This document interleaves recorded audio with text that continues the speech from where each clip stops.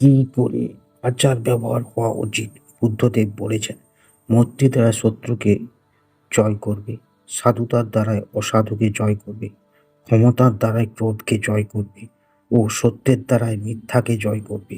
তিনি বলেছেন, জিহ্বা হলো ধারালো ছুরির মতো, এটি রক্ত বের না করেই হত্যা করে। অভিজ্ঞতা নিয়ে কি বলেছেন বুদ্ধদেব? গৌতম বুদ্ধ বলেছেন, নিজে ছাড়া আমাদের কেউ বাঁচায় না, কেউ পারেও না। আমরা আমাদের নিজের পথ চলতে হয়। তিনি বলেছেন, হাজার যুদ্ধের জেতার চেয়ে নিজে জয় করা ভালো। তাহলে বিজয় আপনার, এটা আপনার কাছে থেকে ছিনিয়ে নেওয়া যাবে না। চলার পথে নিয়ে বুদ্ধদেব অমর বাণী। গৌতম বুদ্ধ বলেছেন, একটি উদাহরণ হৃদয়, সদয় বক্তা এবং সেবা ও করুণার জীবনে মানবতার নতুন করে তোলে।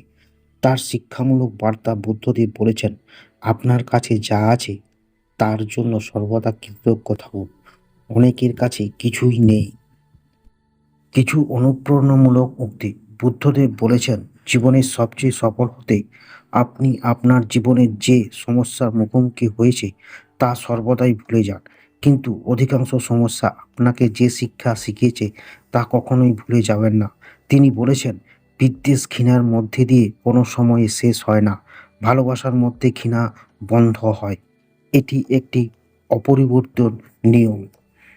জীবনে নানা ধরনের কঠিন পরিস্থিতি নিয়ে বাণী। জীবনে আসার নানা ধরনের কঠিন পরিস্থিতি নিয়ে বুদ্ধদেব বলেছেন, অতীতে ইতিমধ্যে চলে গিয়েছে, ভবিষ্যৎ এখনো এখানেই। তোমরা বেঁচে থাকার জন্য মাত্র একটি মুহূর্ত আছে।